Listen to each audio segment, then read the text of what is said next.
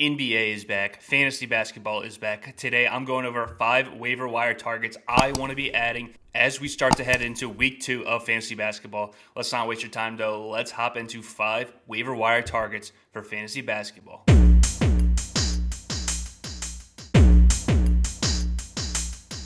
A guy I'm hesitant to put on this list because we had him on our sleepers video heading into the season.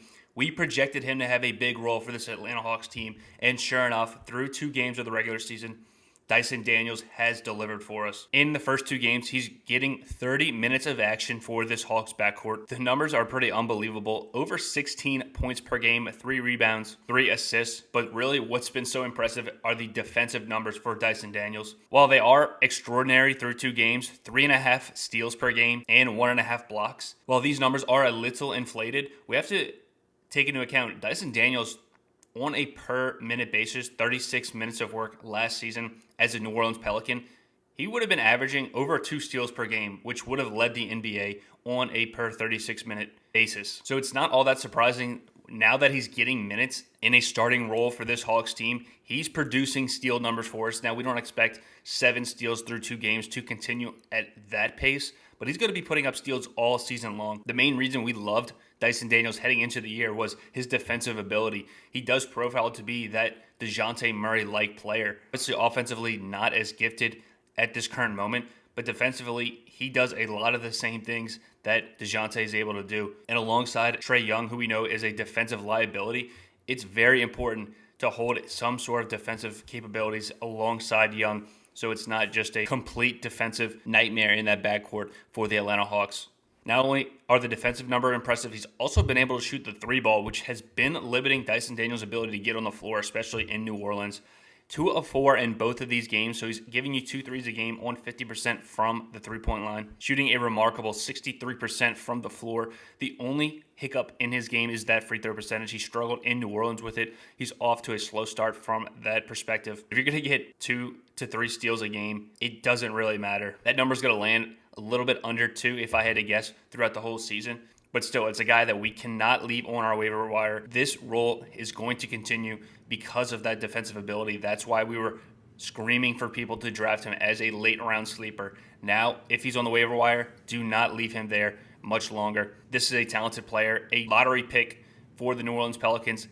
They trade to Atlanta. I expect him to be a very productive player, maybe most improved player in the NBA this season. Next guy I'm scooping up, Rui Hachimura. He's available in just under 50% of leagues, which is why we have him as one of our waiver wire targets. The role has changed for Rui Hachimura. Last year, he was playing 26 minutes per night for this Lakers team. So far this year, 37 minutes of work per night for Hachimura. Maybe an unsustainable number, but it's going to be a high volume for Hachimura this season for this Lakers offense. He looks very good on this team. He picks up his numbers from 13.5 points, 4 rebounds last year to 16.6 rebounds this year, while also contributing a steal per game. A high field goal percentage guy. Maybe he's starting to pick up some of the slack that LeBron James is leaving in this offense. Now, it's not like LeBron James is going anywhere anytime soon, but through 2 games, we have seen a dip in his production. Last season, 25 points, 7 rebounds, 8 assists. Through 2 games this year, at age 39, 18.5 points, 4.5 rebounds, 6 assists. So there is a slight dip in that production, which isn't exactly surprising given he's a 39-year-old player.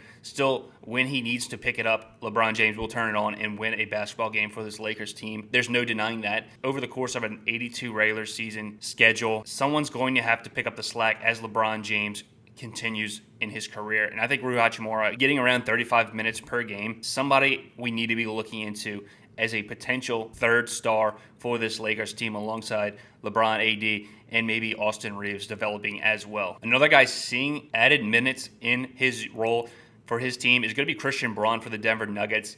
We saw him mainly as a bench guy last year for this Nuggets team. Was only getting around 20 minutes a night. He was pretty much just playing backup minutes for Kentavious Caldwell-Pope, who was such a big part of this Nuggets team, playing great defense, shooting the ball from beyond the arc. Christian Braun looks to be the starting shooting guard for this Nuggets team. But we know this offense is going to run through Nikola Jokic and Jamal Murray. Christian Braun getting 30 minutes a night. In night 1, he's getting you 16 points, 7 rebounds. Not much from an assist category. We know Jokic and Murray are going to dominate in those 2 statistics.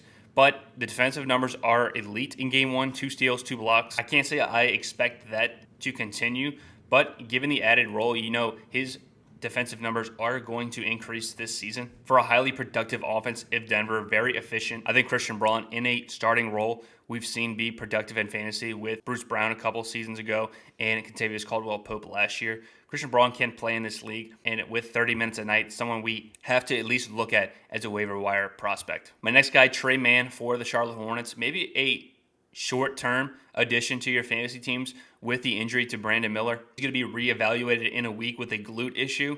So some short-term value for Trey Mann. But in his first 2 games, he's averaging 20 points per game, 4.5 rebounds, and 2.5 assists. Also giving you 3 3-pointers a game over the first 2 contests. Not like he's been super efficient. I mean, he's getting a bunch of shots here. He's only shooting 40% from the field, averaging 17.5 field goal attempts per game over the first 2 games. He's going to be a part of this offense as long as Brandon Miller is out with that injury. Also, a little bit of a handcuff appeal to LaMelo Ball. If you're worried about LaMelo Ball's injury history, Trey Mann would expect to be a starter and get a huge bump in his usage if LaMelo Ball were to be injured. So some handcuff appeal if you are a LaMelo Ball owner or worried about his injury risk. But I do expect Trey Mann's role to increase as long as Brandon Miller is out with this injury. So somebody I am looking to add in the short term, get him in our lineups and take advantage of this added usage. My next guy is going to be for your deeper leagues, Yves Missi for the New Orleans Pelicans. Now, coming into the season, I was a little hesitant to draft Missi. Thought he was extremely raw in the draft process. Didn't expect him to play much of a role for this Pelicans team. But it's hard to keep this man off the floor with how well he's played for the first 2 games of the regular season. 22 minutes a night for Missi. The numbers aren't jumping off the page, but the path to a starting role for this Pelicans team is very foreseeable for Missi. Their starting center right now, Daniel Tice got to start in game 1. Zion Williamson playing center minutes, I guess you can say. They don't have a true center on this roster playing minutes outside of Missi, so I think he's a very valuable pickup in your deeper leagues. I don't expect big minutes early in the season, but in limited work, 22 minutes, he's looked extremely good. 10 points a game, over 6 rebounds per game, but most notably, 2.5 blocks in these first 2 games. We know he profiles to be a Clint Capella type archetype, a guy who can block shots at an elite level, be a lob threat for this Pelicans team, something they've been missing from the center position with Jonas Valanciunas.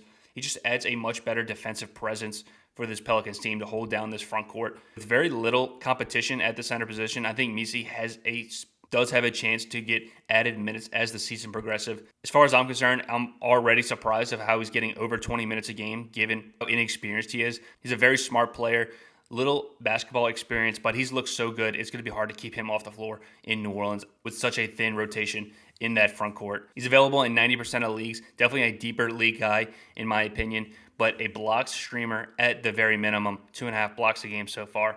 I'd be very excited about him if I'm a Pelicans fan. A couple other guys I was considering putting on this list. Grady Dick for the Toronto Raptors, getting some minutes in that backcourt. DeAndre Hunter and Onyeka Okongwu, I'm interested in adding. Those guys are rostered in a little bit more of leagues, so I didn't want to put them on the waiver wire list.